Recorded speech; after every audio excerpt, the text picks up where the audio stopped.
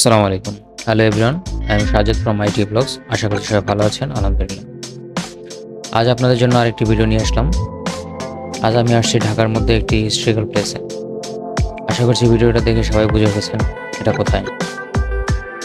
যারা এখনো এখানে আসেননি তাদের জন্য বলছি, এটা হচ্ছে আমাদের লালবাগের কেল্লা। এটা পুরান ঢাকা অবস্থিত। বাংলাদেশের যে কোনো স্থান থেকে বাসে করে আসলে ঢাকার নিউ মার্কেট স্ট্যান্ডে নামতে হবে। সেখান থেকে রিক্সা নিয়ে সরাসরি কেল্লার গেটে। আজ আমি আপনাদেরকে কেল্লার তেমন কোনো ইতিহাস জানাবো না, জাস্ট অল্প কিছু বর্তমান তথ্য দেব। এই ইতিহাস অনেকেই আগে থেকেই কম বেশি জানেন, কিন্তু ভিডিওটা এমনভাবে করেছি যা দেখে যে কেউ বলতে পারবে এর ভেতরে কোথায় কী আছে। যারা যারা এখানে এখনও আসেননি তারা এই ভিডিওটা দেখে লালবাগ কেল্লা দেখার স্বাদ কিছুটা হলেও মেটাতে পারবে বলে আমি মনে করছি। না টেনে পুরো ভিডিও দেখার অনুরোধ করছি, কারণ পুরো ভিডিও জুড়েই কিছু কিছু তথ্য শেয়ার করা হয়েছে যা থেকে আপনারা অনেক কিছু জানতে পারবেন। ভিডিওর শুরুতেই আপনারা দেখে নিয়েছেন এখানে ঢুকতে টিকিট কাটতে হয়, আর টিকিটের মূল্য বাংলাদেশি অ্যাডাল্টদের জন্য 30 টাকা, মাধ্যমিক উচ্চ মাধ্যমিক শিক্ষার্থীদের জন্য 10 টাকা এবং 10 বছরের নিচে শিশুদের জন্য একেবারেই ফ্রি। আর সার্কভুক্ত ও বিমস্টেক পর্যটকদের জন্য 200 টাকা এবং বিদেশি পর্যটকদের জন্য 400 টাকা। প্রবেশ টিকিট বিক্রি শুরু হয় সকাল 10টা থেকে এবং শেষ হয় বিকাল 5টা 45 পর্যন্ত। লালবাগ কেল্লা প্রতি রবিবার বন্ধ থাকে এবং সোমবার দুপুর 2টা থেকে 5টা পর্যন্ত খোলা থাকে, অর্থাৎ হাফ বেলা অফ থাকে।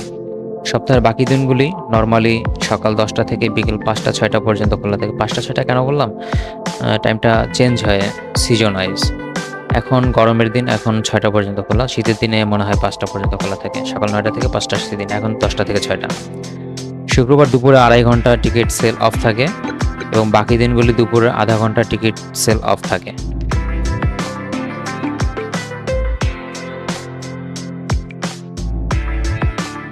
এখানে কিছু তথ্য দেওয়া আছে, কারো প্রয়োজন পড়লে ভিডিওটা পজ করে একটু পড়ে নেবেন। আরেকটা ব্যাপার, এখানে আসলে কেউ বাসা থেকে ভাত বিরিয়ানি ইত্যাদি না আনাই ভালো। শুধু শুকনা খাবার নিয়ে ভেতরে প্রবেশ করা যায়, ভেজা খাবার ভিতরে নিয়ে প্রবেশ করা নিষেধ। আমি রিকোয়েস্ট করে পিজা নিয়ে গিয়েছিলাম। একদিকে ঠিকই আছে, এটা করলে কি হয়, পরিষ্কার পরিচ্ছন্ন একটা জায়গা, এখানে মানুষ একেবারে নষ্ট করে ফেলে।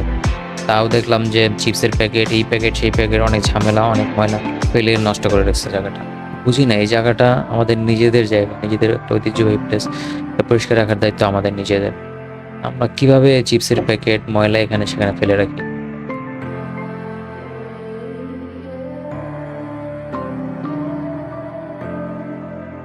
এটা হচ্ছে পরিবীর সমাধি। এটার ভিতরে কয়েকটা কবর আছে। এটার ফ্লোরটা তখনকার করা কিনা জানি, কিন্তু এখন দেখে মনে হচ্ছে সিমেন্ট লাগানো আছে, কিন্তু সামনে যেটা দেখতে পাচ্ছি পাথরগুলো লাগানো, সেটা তখনকার, এটা বোঝাই যাচ্ছে। দেয়ালের ভিতরে যে টাইলসগুলো লাগানো, এটাও তখনকার।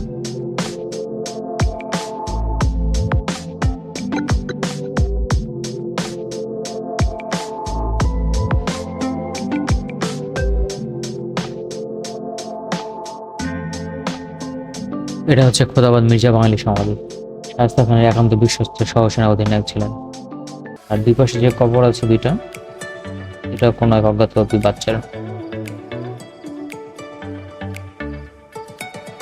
আমরা এখন ভিতরে দেখানোর চেষ্টা করতেছি। ভিতরে একটা কবর দেখা যাচ্ছে, দেখি এটা কার, জুম করে দেখানোর চেষ্টা করতেছি। এটাই হচ্ছে পরিবীর সমাধি।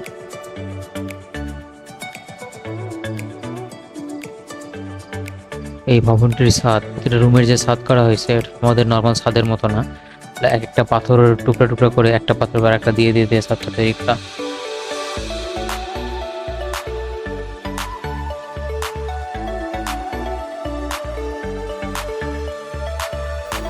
ওই পাশের রুমে একটা কবর দেখা যাচ্ছে, এখান দিয়ে তেমন ক্লিয়ার দেখা যাচ্ছে না, তো আমি ঘুরিয়ে ওইখান দিয়ে আবার দেখাচ্ছি আপনাকে।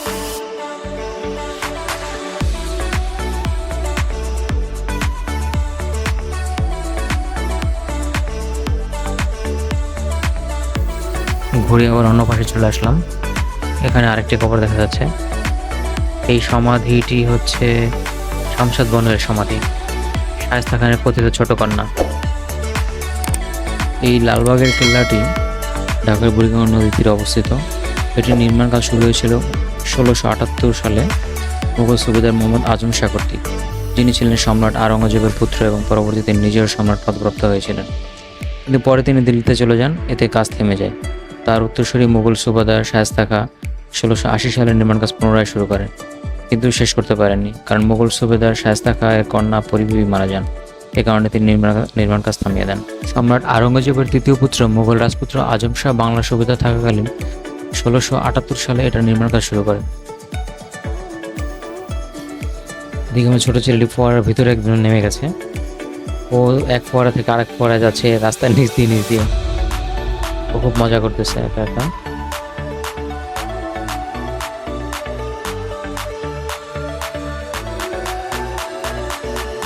এখানে আরেকটা ব্যাপার খুব ভালো লাগলো দেখে, অনেক জায়গায় দেখলাম যে সিসি ক্যামেরা লাগানো আছে। জানি না এগুলো অ্যাক্টিভ কিনা, যদি অ্যাক্টিভ হয়ে থাকে ডিসিশনটা খুব ভালো লেগেছে আমার, এই কারণে যে এই সিসি ক্যামেরাটা দেখে হয়তো অনেকে জিনিস নষ্ট করা থেকে বিরত থাকবে।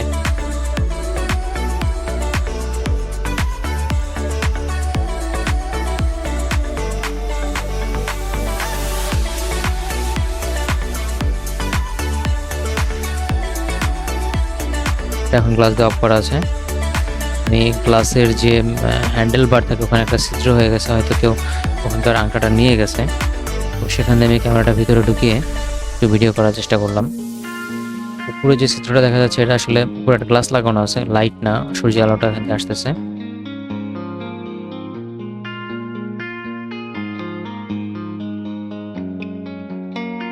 এরপর চলে আসলাম অন্য পাশে। এখানে একটা কামানের ভগ্নাবশেষ আছে, অংশ আছে। এখানে কিছু এই ফলকটাতে কিছু লেখা আছে। এখানে আটকে দেওয়া হয়েছে, দুই পাশে দুটো দরজার মতো আছে। এখান দিয়ে ওঠা যেত না নামা যেত আসলে ঠিক বোঝা যাচ্ছে না, তবে দুইটা সুড়ঙ্গের মতো মনে হচ্ছে। ডান পাশে একটা বাম পাশে একটা, এখান দিয়ে কি করতে আসলে কিছু লেখা নেই।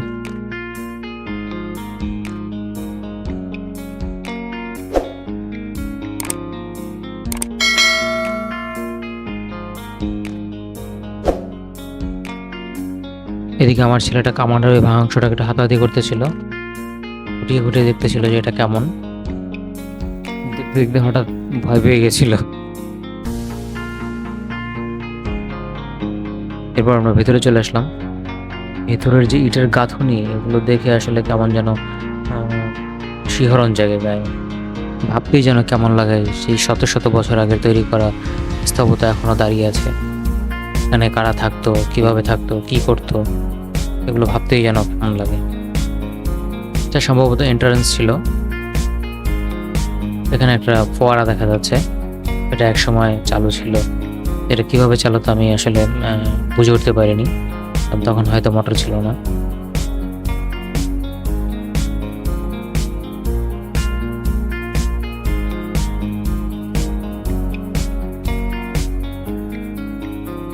এখন চলে যাচ্ছি হাম্মামখানায়। বাংলাতে যেটা বাংলাতে তখন বলতো হাম্মামখানা, যেটা ওয়াশরুম নামে জানি। এটারও শিল্পকলা এত সুন্দর, ছাদের যে নকশাগুলো এত সুন্দর করছে, এখনো অক্ষত আছে। ফ্লোরের টাইলসগুলো হাঁটতে হাঁটতে হয়তো ক্ষয় হয়ে গেছে, এখনো দেখে বোঝা যাচ্ছে যে কত সুন্দর, কত রাজকীয় ছিল। ওয়াশরুম যদি এত সুন্দর হয়, থাকার রুমগুলো কত সুন্দর ছিল। এখানে কয়েকটা পার্টে ভাগ করা আছে। এখানে হয়তো জামা কাপড় রাখতো। এখানে একটা চৌবাচ্চা দেখা যাচ্ছে, এটার ভিতরে গোসল করতো। এটার ভিতরে পানি আসতো কিভাবে সেটা আমি বুঝতে পারিনি, কিন্তু পানি যাওয়ার রাস্তাটা দেখেছি। সাইডে হয়তো মোমবাতি জ্বালানো থাকতো, বিভিন্ন আতর লোবান থাকতো, যার মাধ্যমে খুশবু ছড়াতো। এখন কালের গর্ভে সব হারিয়ে গেছে, এখানে আর কিছু অবশিষ্ট নেই, শুধু এই স্থাপত্য ছাড়া। এরই মধ্যে আমার ছেলেটা এখানে নেমে একটু স্বাদ নেওয়ার চেষ্টা করলো। এই চৌবাচ্চা গোসল শেষে মনে হয় পানিটা, ওইখানে একটা ছিদ্র দেখা যাচ্ছে, এই ছিদ্র দিয়ে পানিটা চলে যেত, সরে যেত।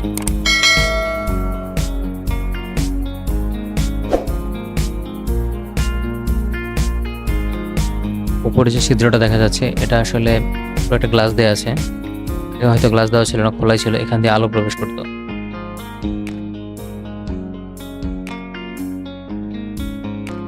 এখন আমরা যে কক্ষে যাচ্ছি এটা হচ্ছে মেন শৌচাগার। এখানে এই শৌচাগার হিসেবে ইউজ করা হতো, শৌচ কার্য সম্পন্ন করা হতো। তখনকার দিনেও এটা কত সুন্দরভাবে তৈরি করা হয়েছিল।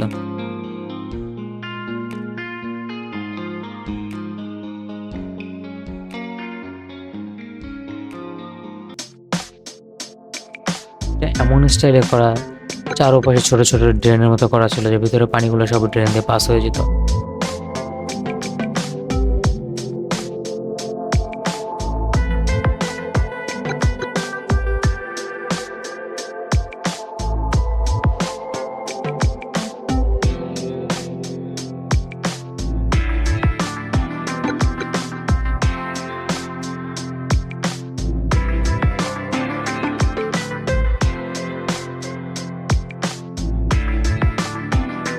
এই হাউসটাতে কি করতো আমি জানি না, বুঝতে পারিনি।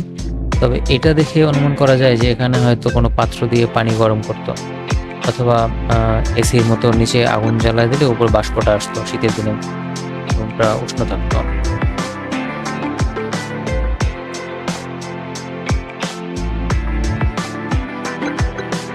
এরকম দেয়াল দেখলে হাত দিতে মন চায়। আমি 2016 সালে যখন কামরাঙ্গীরচরে জব করতাম, এই লালবাগের কেল্লার বাউন্ডারির পাশ দিয়ে যেতাম বাইক চালিয়ে, একটা পালসার মোটরসাইকেল চালিয়ে চালিয়ে বসে যেতাম। ডান হাতে পিক আপ টানতাম আর বাম হাতে দেয়ালের সাথে হাত দিয়ে এইভাবে ধরতে ধরতে যেতাম, একটা অন্যরকম অনুভূতি নেওয়ার জন্য। এবং আমি অন্যরকম অনুভূতি ফিল করতাম। আমি যতবারই লালবাগে যাই ততবারই দেয়ালে হাত দিয়ে টান দিই, কেমন যেন একটা অন্যরকম শিহরণ ফিল হয়। এখানকার সবচেয়ে বেশি যে সৌন্দর্য বর্ধন করেছে সেটাগুলো হচ্ছে এই ফোয়ারাগুলো। তবে এই ফোয়ারাগুলো যদি পানিতে পরিপূর্ণ থাকতো তাহলে অনেকটাই সৌন্দর্য বৃদ্ধি পেত। আমি বাংলাদেশ সরকারের কাছে অনুরোধ করব, বা এটার যে কর্তৃপক্ষ আছে তাদের কাছে অনুরোধ করব, যদি আমার ভিডিওটা দেখে থাকে তাদেরকে অনুরোধ করবো তারা যেন সবসময় ঝর্ণাটা সচল রাখে, এতে এটার সৌন্দর্য আরও বর্ধিত হবে। তো আমরা ধীরে ধীরে সামনের দিকে যাচ্ছি, সামনে একটা বড় পুকুর দেখা যাচ্ছে, এটা তখনকার আমলেই করা। তো পুকুরটা দেখে একটা জিনিস অবাক হলাম যে এখনই এত গভীর, কিন্তু তখন কত গভীর ছিল। এখন হয়তো কালের বিবর্তনে অনেক মাটি পড়ে ময়লা পড়ে হয়তো এটা উঁচু হয়ে গেছে, কিন্তু তখন এই পুকুরটা কত গভীর ছিল, এখনই অনেক গভীর। আমার ওই যে একটা মানুষগুলো দেখা যায়, দেখে বোঝা যাচ্ছে যে এটা কতটুকু, ক্যামেরা হয়তো বোঝা যাচ্ছে না, মানুষগুলো দেখে বোঝা যাচ্ছে যে পুকুরটা কতটুকু গভীর।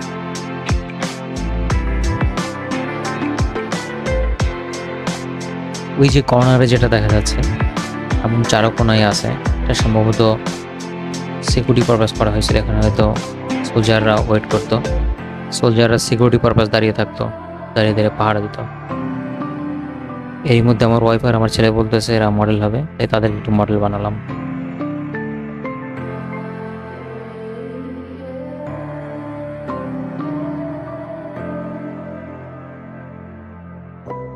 এই পাশটা পুরোটাই সোলজারদের জন্য ছিল, এরা পাহাড়ে দিত, থাকতো, এদের দৈনন্দিন কার্যকলাপ সম্পন্ন করতো। তো এই পাশটা কিছু অংশ ভেঙে গেছে, আমার ধারণা এটা মাটির নিচে ডেবে গেছে। ওই পাশটা ভালো আছে, ওই পাশটা পরে দেখাচ্ছি আপনাদেরকে। তো এটা হয়তো কোনো একটা রুমের দেয়াল ছিল, দেয়ালগুলো কত পুরুত্ব ছিল, এগুলো ভেঙে ডেবে গেছে নিচের দিকে। এখানেও ছাদ দেওয়া ছিল একসময়, এখানে অনেক গার্ড থাকতো। এগুলো আমার ছেলে পুঙ্খানুপুঙ্খভাবে দেখার চেষ্টা করছে। এবার আপনাদেরকে যেটা দেখাবো, গোপন সুড়ঙ্গ পথের মুখ। এটা একসময় এমন ছিল না, আমরা যখন ছোট ছিলাম তখন যেতাম, এই গেটটা তখন ছিল না, আমরা এখানে ভিতরে ঢুকতাম। ওই যে একটা গুহা দেখা যাচ্ছে, ওই গুহা দিয়ে তাকানো যেত, নিচে কি আছে দেখা যেত। যদিও বেশি দূর দেখা যায় না, ভিতরে দেখা যেত বন্ধ হয়ে গেছে, কালের বিবর্তনে মাটি পড়ে রাস্তা বন্ধ হয়ে গেছে। এখান দিয়ে একটা গোপন সুড়ঙ্গ ছিল, কথিত আছে এই সুড়ঙ্গ দিয়েই বুড়িগঙ্গা নদীতে যাওয়া যেত। এই কেল্লায় যদি কোনো সমস্যা হতো তাহলে যেন ওদিক দিয়ে যাওয়া যায় সেই ব্যবস্থাই করেছিল। এটাও বন্ধ করে দেওয়া হয়েছে। এখান দিয়ে মেবি সৈন্যরা উপরে উঠতো, নিচে নামতো, তাদের গোলাবারুদ দিয়ে এখান থেকে উঠতে পারতো, নামতে পারতো, সেজন্য হয়তো এই সিঁড়িটা দেওয়া হয়েছিল।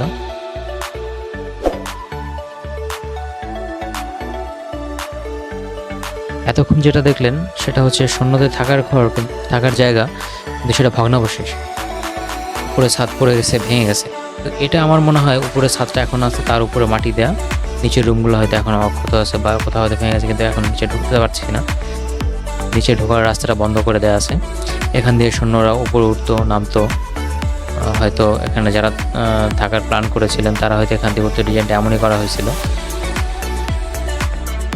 এই উপর থেকে নিচের দৃশ্যটা খুব চমৎকার, উপর থেকে পুরো লালবাগের কেল্লাটাকে দেখা যাচ্ছে, খুবই সুন্দর লাগছে।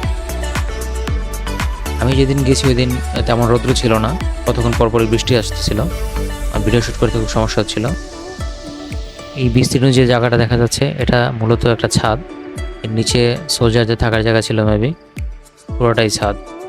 এই অংশটুকু ভাঙে নেই, হয়তো কোনো কারণে ভাঙে নেই, খুব মজবুত ছিল। এখানে মেন ভবন তিনটা, একটা হয়তো অফিস ভবন, এটাকে বলা হয় অফিস, এখানে কার্যকলাপ চলতো, অফিসিয়াল কাজকর্ম করতো। আরেকটা পার্ট হচ্ছে পরবর্তীতে করা হয়েছে যেখানে কবরগুলো আছে, আর আরেকটা পার্ট হচ্ছে মসজিদ। এই মেন তিনটা পার্টই এখানে অবস্থিত। এর ভিতরে হাম্মামখানাও একটা আছে, আর এই সৈন্যদের থাকার জায়গাটা।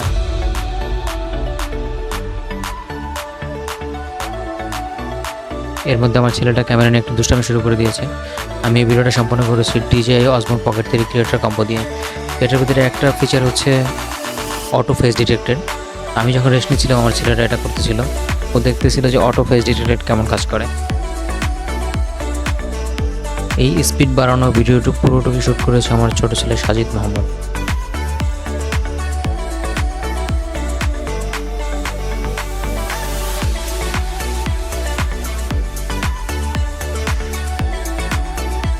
এরপর চলে আসলাম একেবারে সাইডে। এই পাশটাতে সম্ভবত বুড়িগঙ্গা নদী ছিল, এখন হয়তো অনেক বাড়ি হয়ে গেছে। পাশের বাউন্ডারি ছিল, এটা বাউন্ডারিটা কত পাশে ছিল, এখান দিয়ে সোলজাররা হয়তো হাঁটাহাঁটি করতো।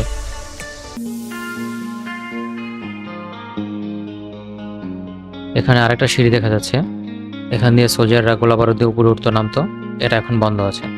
এর নিচে যে সোলজারের রুম আছে এখান দিয়ে গেলে ওখানে যাওয়া যাবে। পুরোটাতে দেখাতে পারছি না, যতটুকু দেখানো সম্ভব ততটুকু দেখাচ্ছি। ওই দূরে একটা জায়গা দেখা যাচ্ছে, ওখানে একটা ছোট্ট গেটের মতো ছিল, ওখান দিয়ে ঢোকা যেত আগে, ওখানে যাওয়া যেত কর্নারে, এখন বন্ধ করে দিয়েছে তাই ওখানে আর যাওয়া যায় না। এটা একদম শেষ প্রান্তে এই কর্নার, এখানে কি ছিল জানি না, হয়তো ঘোড়া রাখার কোনো জায়গা হয়তো করতেছিল কিনা জানি না। এটা শেষ প্রান্ত, এখানে হয়তো কিছু রুম ছিল, এই পাশটা ভেঙে গেছে, দেখা যায় এখনো কয়েকটা রুম ভাঙা অংশ। আর এই যে ইটগুলো দেখতে পাচ্ছেন এটা হয়তো বর্তমানে ইট দিয়ে লাগিয়ে রাখছে যাতে উপরের ছাদটা বা উপরের অংশটা ভেঙে না যায়।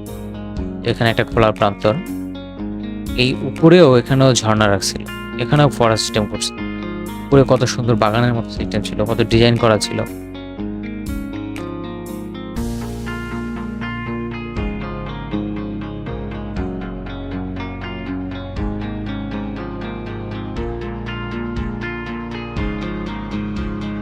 এখন কিছু বৃষ্টি হয়েছিল, বৃষ্টিতে আমরা এখানে ওয়েট করতেছিলাম। বৃষ্টির পরে আকাশটা এমন ছিল, একটু অন্ধকারাচ্ছন্ন ছিল।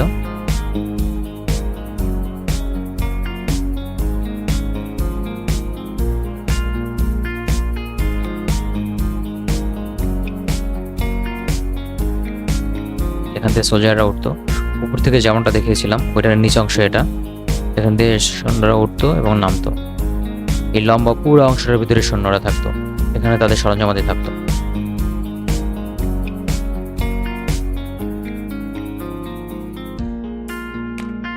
এর মধ্যে আমার ছেলেটা একটা বাগানের অংশের ভিতরে ঢুকেছিল, কিন্তু আর বের হইতে পারতেছিল না, এটা নিয়ে খুব টেনশনে পড়ে গেছিল। অবশ্যই কোথাও এক পাশ দিয়ে বের হইতে পারছে। সুবেদার শায়েস্তা খাঁ 1680 সালে পুনরায় বাংলার সুবেদার হিসেবে ঢাকায় এসে দুর্গের নির্মাণ কাজ পুনরায় শুরু করেন। 1684 সালে এখানে শায়েস্তা খাঁর কন্যা ইরান দুখত রহমাত বানুর, যে পরিবী নামে আমরা সবাই চিনি, তার মৃত্যু ঘটে। কন্যার মৃত্যুর পর শায়েস্তা খাঁ এই দুর্গটিকে অপয়া মনে করেন এবং 1684 খ্রিস্টাব্দে দশম অবস্থায় এর নির্মাণ কাজ বন্ধ করে দেন। লালবাগের কেল্লার তিনটি প্রধান স্থাপনার একটি হলো পরিবীর সমাধি। শায়েস্তা খাঁ ঢাকা ত্যাগ করার পর এটি এর জনপ্রিয়তা হারায়। ঢাকা থেকে মুর্শিদাবাদের রাজধানী স্থানান্তর করা হয়েছিল, এটি ছিল প্রধান কারণ। রাজকীয় মুঘল আমল সমাপ্ত হওয়ার পর দুর্গটি পরিত্যক্ত অবস্থায় রয়েছে। 1844 সালে এলাকাটি আরঙ্গবাদ নাম বদলে লালবাগ নাম পায় এবং দুর্গটি পরিণত হয় লালবাগ দুর্গে। সেই থেকে এখনো পর্যন্ত লালবাগ কেল্লা নামে পরিচিত।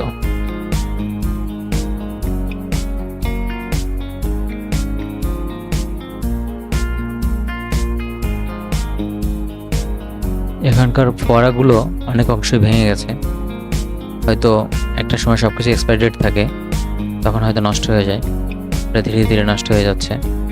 জানি না এটা কতদিন আর এরকম থাকবে। মাঝখানে তারপর সিমেন্ট দিয়ে সংরক্ষণ করার চেষ্টা করা হচ্ছে।